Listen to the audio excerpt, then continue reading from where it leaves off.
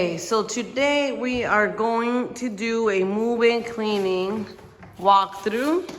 A little bit of an explanation of what a move-in cleaning entails. So a lot of people don't realize, that it's a lot harder than a regular cleaning or even an initial cleaning. Move-in cleanings are where the house has to look absolutely perfect for the next person or for the person that is moving in, because nobody wants to have leftovers of the previous people living here. You want the house to feel like it's brand new. And for example, this is a perfect example of a house that, relatively it looks clean. You see these blinds, they don't look dirty. They don't look dirty to me. Do they look dirty on the camera? Absolutely not. But when you get close to them and actually touch them, you do feel a little bit of dust. Just because they look clean from far away doesn't mean that they actually are clean. Look at this. You can see by the light, you can see there's a little bit of dust left behind there. It's a lot visible in the naked eye, but there is dust here. So I still have to go through the entire thing as if it was, and especially some of this dust is like a little sticky, since I have to go with the wet towel. I'll go a couple times. So it still takes about the same amount of time than just any regular cleaning. It definitely doesn't take as long as it would take if the blinds were absolutely terribly dirty. It's not going to take as long. That's good. But it still doesn't mean that I still don't have to go and do the whole procedure. It's like going through the whole thing, covering the whole thing, wiping down the whole thing. So, for example, this bathroom. If you look at it at first glance, it looks clean. Cabinets look white. Toilet looks okay. Shower looks fine. Looks like, somebody already cleaned it, right? I don't even need to do much. People always tell me. They always tell me place is really clean. It's just like a quick, pass, a quick disinfecting, a quick whatever. But that's not true. That's not, what I do as a professional cleaner. I get really close and I clean things from this distance, and I get to see the residue, and I get to tell this little thing that doesn't seem like all that much to some people. It's actually the type of residue that takes a very long time to scrub. It's not a wipe down. I can 100% guarantee you it's not a wipe down. It's an actual scrubbing and detailing. It's making sure that it all comes out. It's making sure that all the stickiness, it gets thoroughly removed. These light switches, look at them. They're so dirty. They're so dirty. This is things that people or most regular cleanings don't pay attention to. They think it's no big deal. Who's gonna clean them? If it's no big deal. They're not gonna clean on their own. And then on the shower, for example, there's a little bit of a dark layer, so it's gonna be a tiny bit of scrubbing. Depending on our time, sometimes I'll leave these little details to a second cleaning or the following service. But for example, look at this. There's dust up here. The glass, thank God, is cool. I'm just gonna need a quick spray, but I still have to cover the whole glass because I see some streaks and stuff. I can't really tell on the camera. There's a couple of there was steam, residue there. So I still have to go through the whole thing. And let's see down here to see if anybody covered the bottom part. Let me see. Yep, there is residue here. People always forget about this thing. And look at this.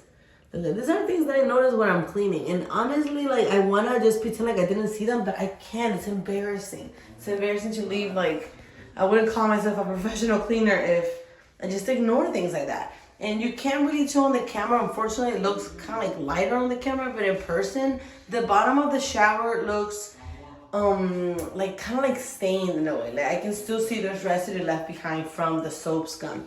So I will still have to pass that. And there's some lines right here. So all those things, I still have to go through the whole thing. I still have to go through the entire thing. So that still takes almost as long as than any kind of cleaning. And then when there's residue like this, it takes even longer. I always like to detail this part of here because there's always look at this. Look at this. People don't notice. Is that clean? That's not clean to me. So now look at this cabinet, right? Far away looks white, looks perfect, but when you get closer, when you do a close-up, you notice these little things. Actually, it's because of the light here. It's really hard to tell, but on the naked eye, you can see it. People can see it. So if I was to pay a company clean, to clean my bathroom, and they just like wipe it down. This is like a quick wipe down when something like get rid of this. They just wipe it down and then they leave it like this, leave things like this. Like they did a smarty job. They didn't even care for cleaning it good. Look at these things, and then look at the bottom part.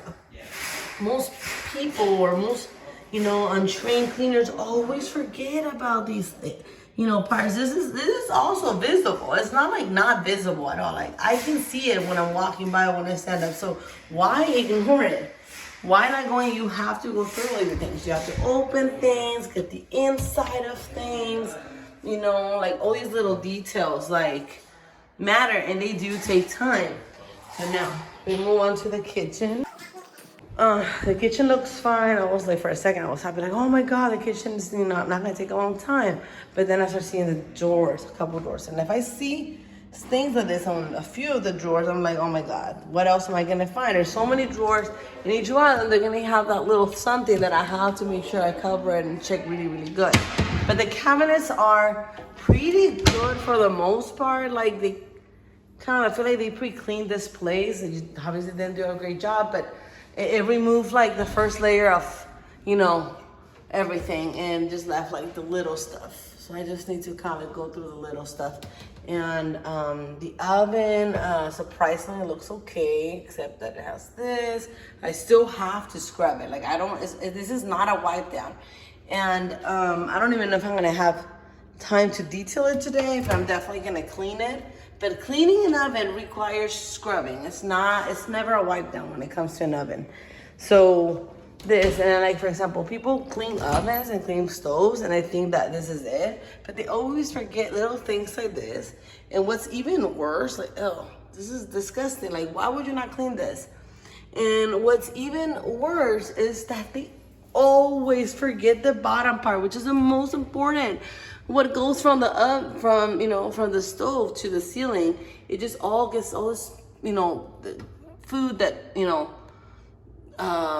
what is it called? Starts like, I forgot the word, but just the food that gets, all over the place, and it definitely backsplashes over here.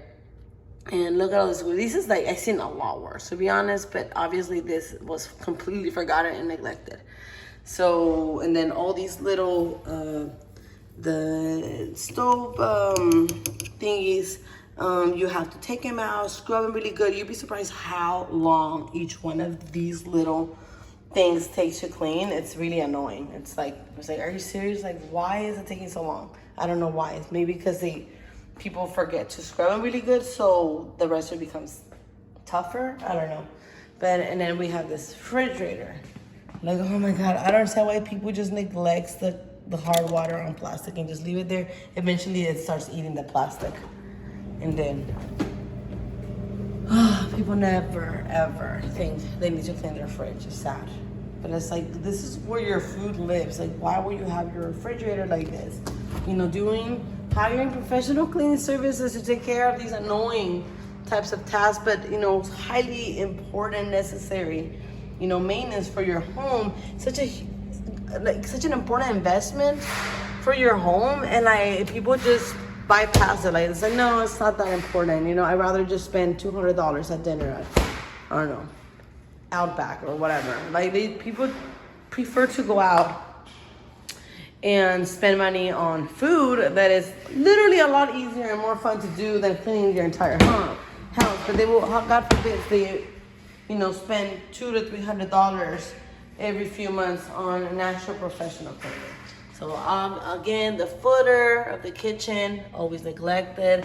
Behind the trash can, I'm sure this is where they have their trash can, always neglected. This wall is always dirty. Like, why would you just let your house get to this point where like it's unreversible? Like the stain, sometimes it just never goes back. You have to repaint it. Like, why waiting until you actually moving out of your house for you to actually realize that you actually have to clean it really, really good for the next person?